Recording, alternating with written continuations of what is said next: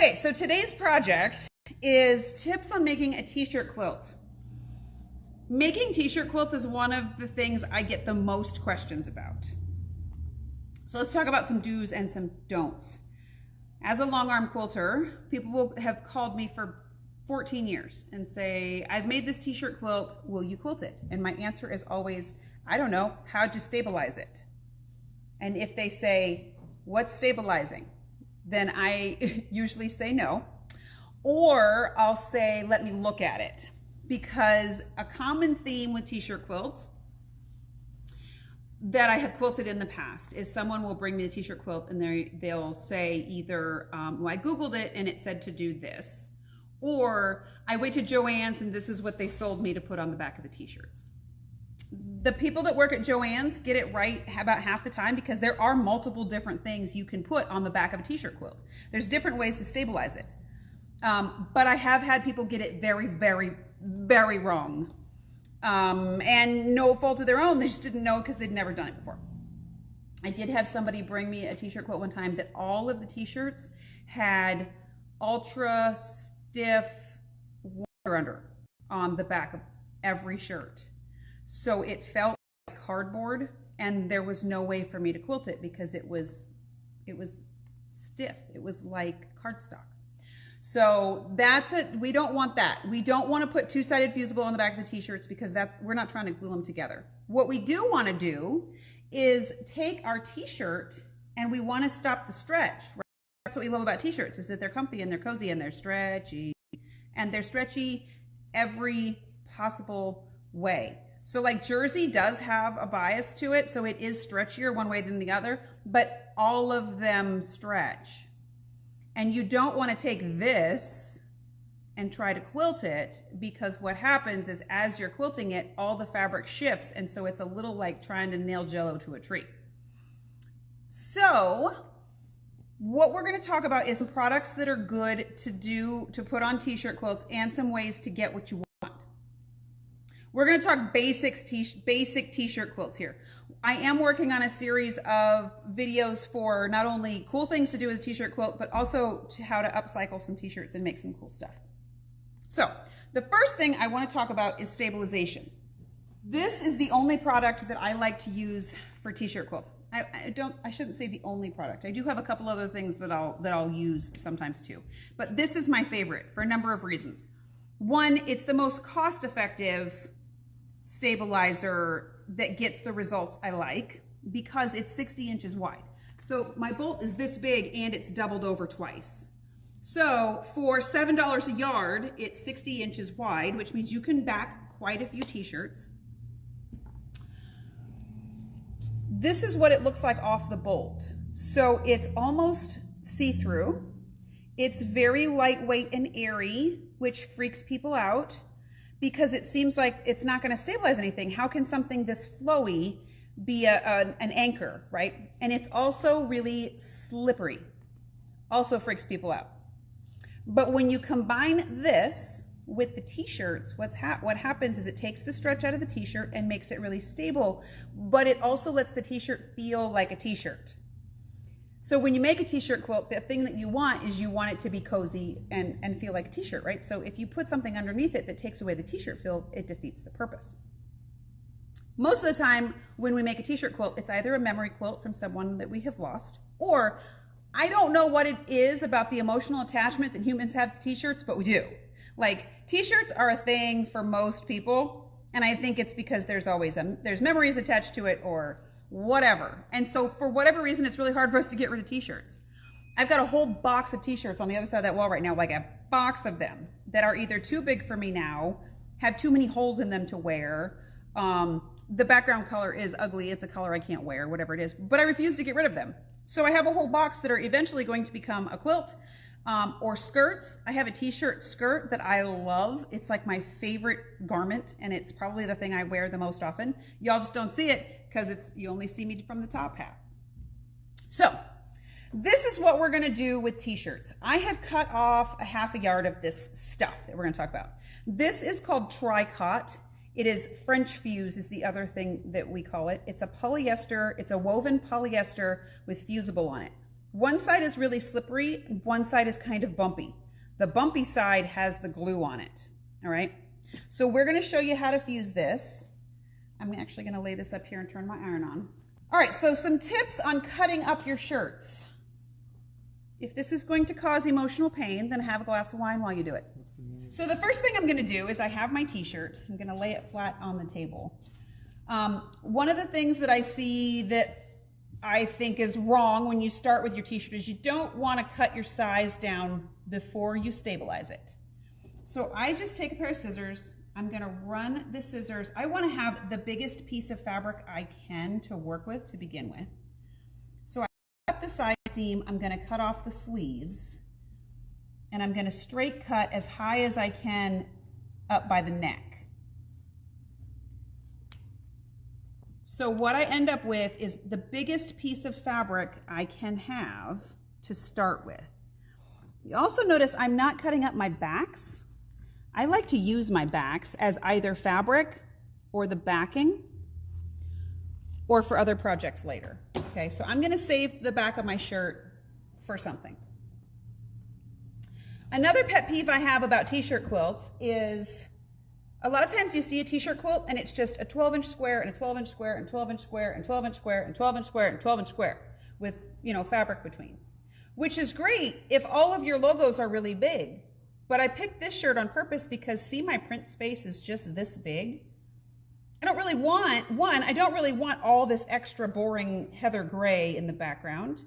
And because of the way the shirt is printed, there's no way for me to center this in the middle of a 12-inch block, okay? So we're going to talk about some designs and some patterns. We're going to talk about some patterns so that you don't have to do the 12-inch block over and over and over again. Okay. So this is the size that, or where I'm going to start. Now I want to find the middle of my block. So I want to make sure that I'm cutting away enough fabric that I can frame it evenly. So I'm just going to lay my ruler up here, and I've got, you know, like 1.5 inches here and at least 1.5 inches here. So I'm going to cut well beyond that space. And yes, I'm rough cutting it for now. I'm going to save that for later. All right, now we're going to take this over to the ironing board. I've got a shirt I have already trimmed down. So this is one of our Do Even Sew Bro shirts that's too big for me now. So I'm going to put this in a quilt at some point. Now, a couple of tips. I keep my piece of stabilizer large so that I can roll it across the ironing board and I can iron multiple shirts to it. I know that I'm not going to use this floppy bit out here because it's not going to make a square. So I'm just going to roll this past the edge. Smooth everything out so that you have as few lumps as possible. I've got my sticky side. Bumpy side is up and my shirt is laid on the bumpy side. I'm going to use a fusing mat because a couple of reasons. I don't want to get the glue on my iron, and sometimes these screen printed t-shirts, especially if they're older, when you really iron them, the glue will melt and it'll either get on your iron or it'll just melt off your shirt and it'll like roll away and it'll mess up the design. So if you use a fusing mat and no steam, then you can fuse your shirt to the stabilizer, or it's the interfacing. I'm sorry, this is interfacing. And we're just going to press this from the front side enough to get it to stick. Okay? And I'm going to press the whole shirt that way.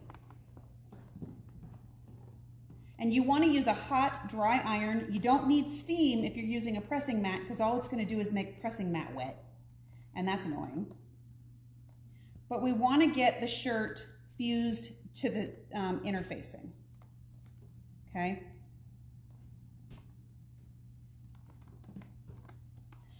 I'm going to roll this down and put my next shirt on. It doesn't matter which direction you put it on as, so long as everywhere that you're going to cut out has interfacing on it. You want to cover whatever the amount of the surface that you're going to use needs to be covered with interfacing. The reason I do that is because you want the interfacing to go all the way to the edge of where you're going to cut. That's why cutting the shirt first and then putting the interfacing on it is problematic, because it's really hard to get the jersey to stay because it rolls. It'll roll up on you. And you want to make sure that it's fused to the edge where you cut it. Okay, so I have fused both of my shirts from one side. Now I'm going to flip them over and I'm going to really press it from the back. I put it on enough to get it to where it was stuck so I can flip it. Okay. Well, I tried to. That side came out. Okay. So we're going to press this from the back side really, really well. Now you don't need the pressing mat from this side because you don't have the glue sticking up. You may want to put the pressing mat on the other side so that you don't get glue on your ironing board, but you want to make sure that everything is fused down really well as I'm wrestling with it. Figures, doesn't it? Every time.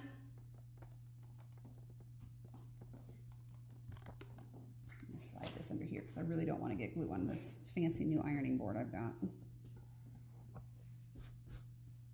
Now this part of the process is what's going to take you the most time, because you really want to just carefully make sure that everything is fused down really well. And it doesn't take a really long time for this glue to melt from this side of the shirt. Okay, so I'm just pressing it and moving it around. Okay.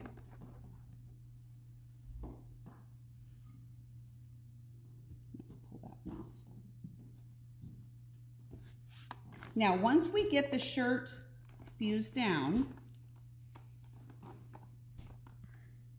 this is where the cutting happens.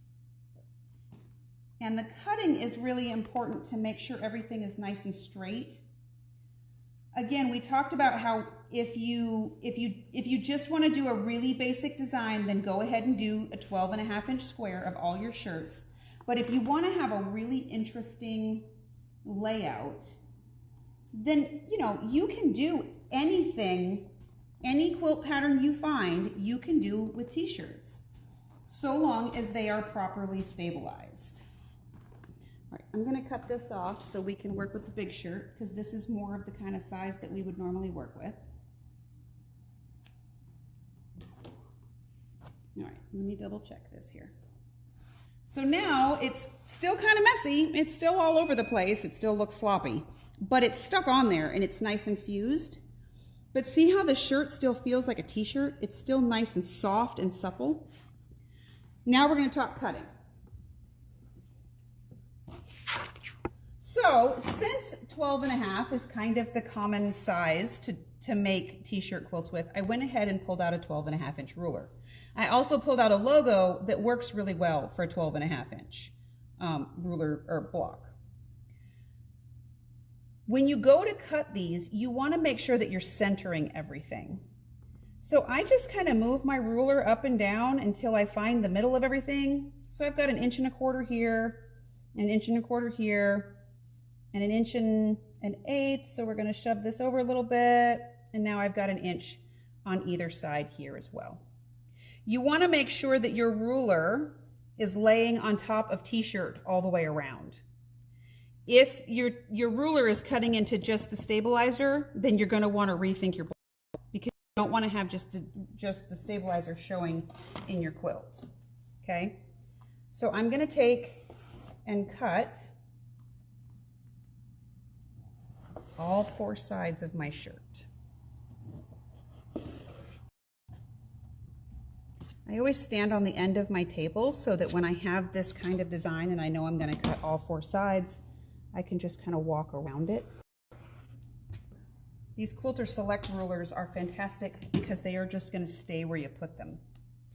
So now I have a nice, clean square. My interfacing goes all the way to the very edge and is glued all the way to the very edge.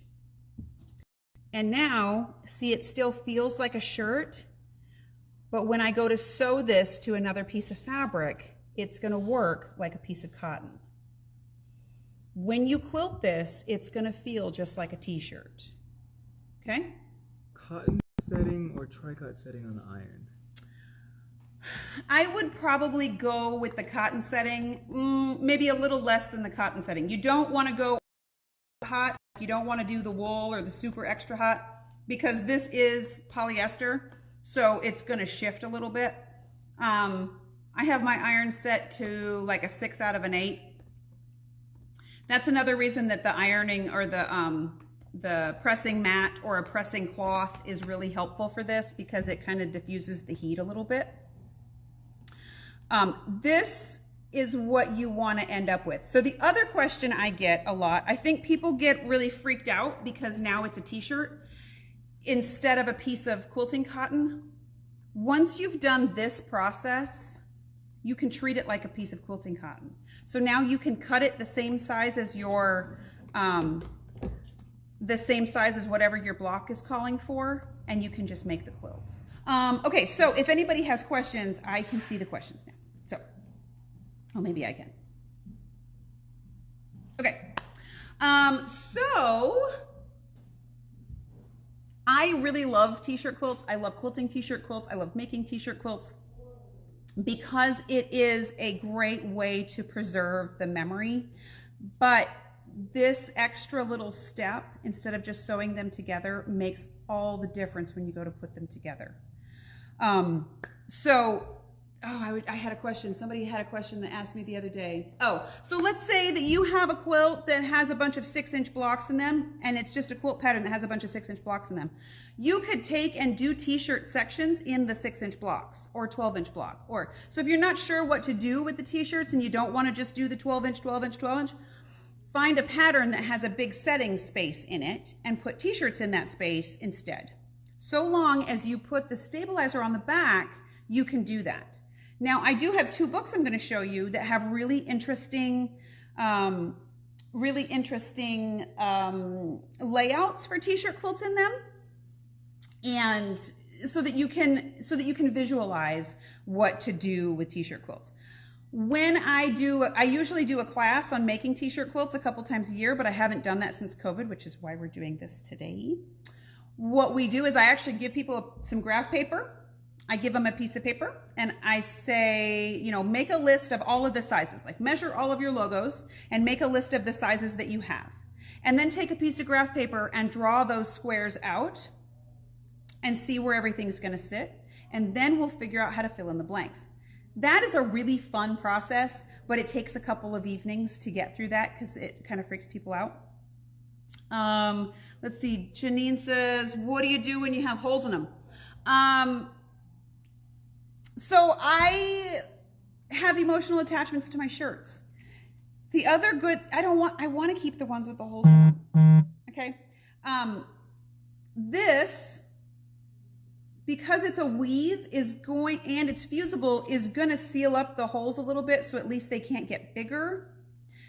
That being said, I wouldn't leave them undone in the process before you quilt it. So if you put this on the back, it's going to stop the holes from getting any bigger, but that is a really fun time to applique another piece of a t-shirt over the top of it, or do a little decorative embroidery stitch, or put maybe in your t-shirt collection you have a t-shirt that has a patch on it, or or there's a tag in one of the shirts that you really like.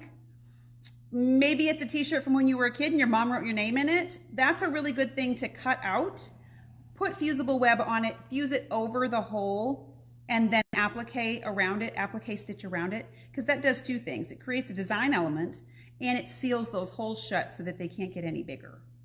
Okay. Like basketball jerseys. I have quilts with those too. I use the same stuff on the back, and I stabilize it with the same stuff. Since the holes in those jerseys aren't going to get any bigger, then you don't really have to do anything else with it. You can just stabilize it. And that works really well. Now, we talked about the backs of the shirts. I save all these pieces.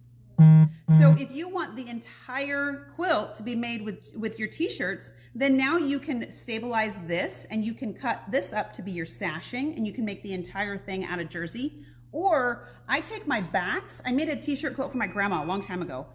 And I took all the backs, cut them into big squares, stabilized them, sewed them together, and made them as the backing to the t-shirt. I like the feel of it. It's heavier than cotton, but it's really cozy. And just like every other t-shirt you've ever owned, the more you wash it, the softer it gets. Yeah, what Brooke said. I just misunderstood Janine's question. I get it now. I am caught up. No, it's not netting. It's this actual fusible stuff that we talked about. Lori, I'm going to talk about the price on the stabilizer right now. So if anybody has questions about the process, you can still go ahead and ask them, but I'm going to go through the sale items. All of these things are available on our website as well if you want to pick them up over there instead of on the comment sold.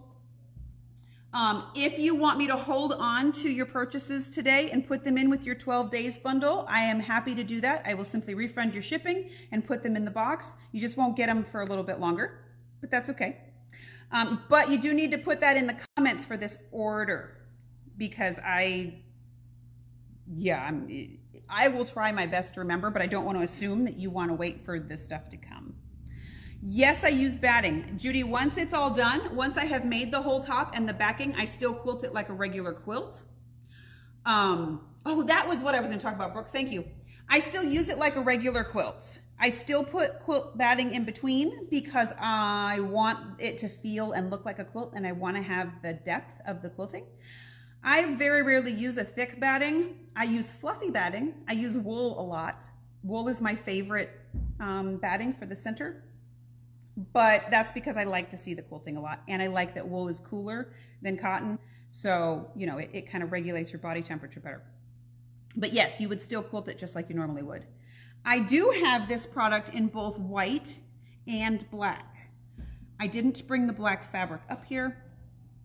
The reason it comes in two colors. This is designed to go in clothing. So it's a garment product and it's meant to go in like the cuffs of your blouse to give structure but not shape. It's not supposed to make things firm. It's just supposed to give you an extra bit of lining. So if you've ever had a blazer and you open the inside of the blazer where the buttons are, this or something very similar to it is between the fabric and the buttons, and that's what gives a nice stabilization to it without changing the feel of the garment. So this is an interfacing that was meant for garment sewing, and that's why it works well for this.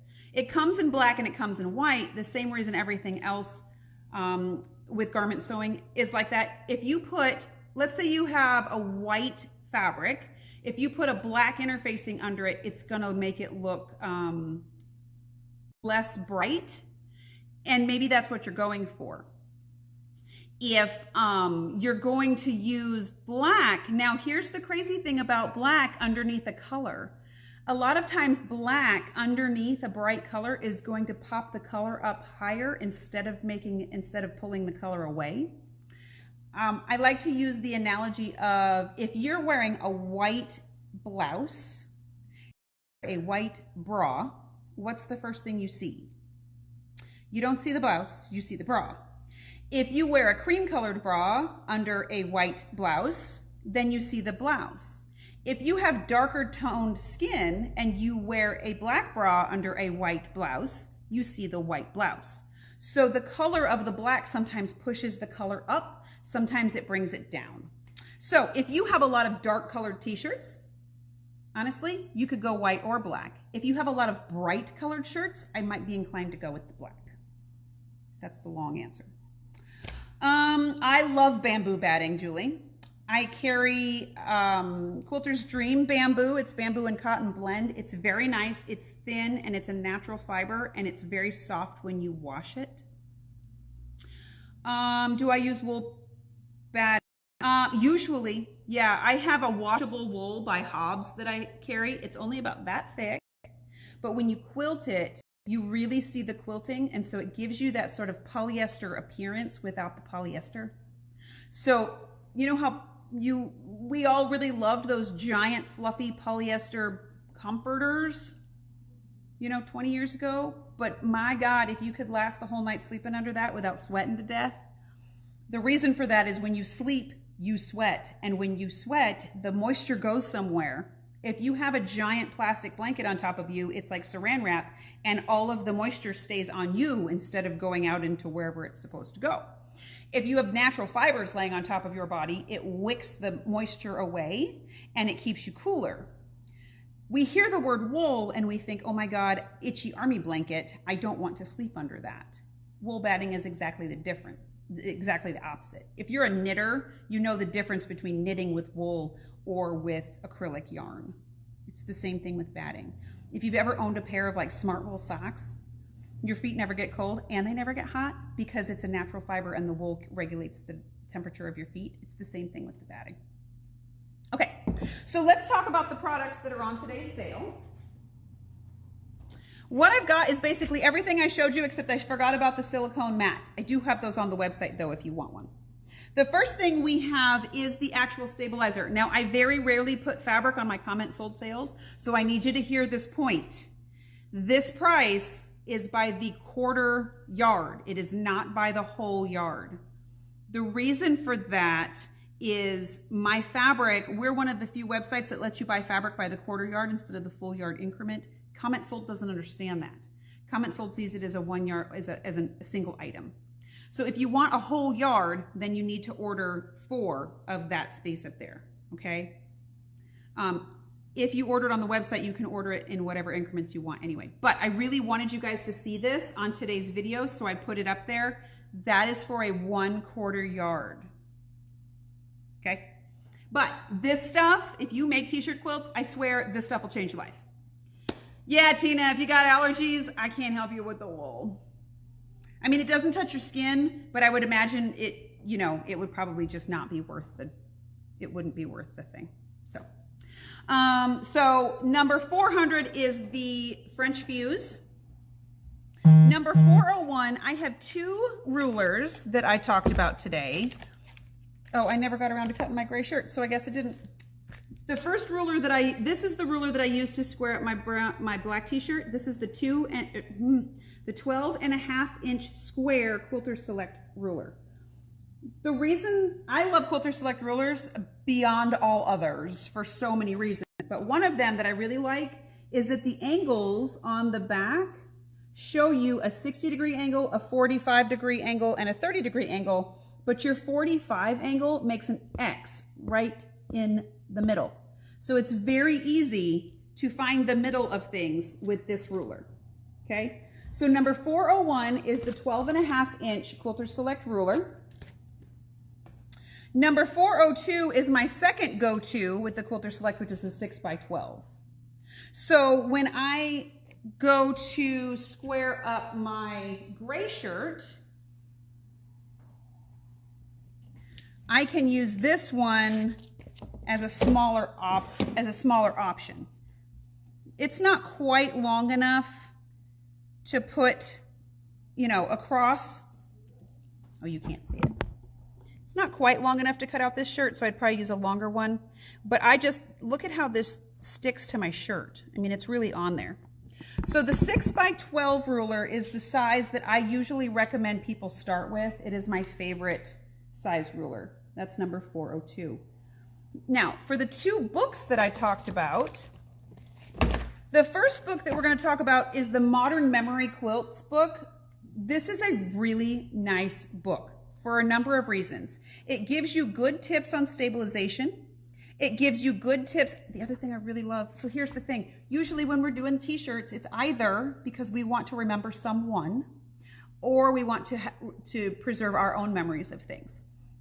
If you're making a memory quilt, you really want to respect the person you're doing the thing for, right? So what I really love about this book is the whole first chapter is about preserving the memories.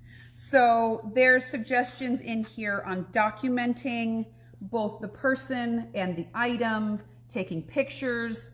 You know, I've made t-shirt quilts for people after they've passed, and I've tried to do that. I've tried to document them and make something where someone could fill in the memories that go with the things. There's also a really nice chapter on empathy. in this book about respecting the person and the item. It talks about pre-washing, it talks about cutting, it talks about hiding the boo-boos and the holes and the errors, right? It also gives you some really interesting layouts for some really beautiful quilts. So you don't have to do the 12-inch square, the 12-inch square, the 12-inch square.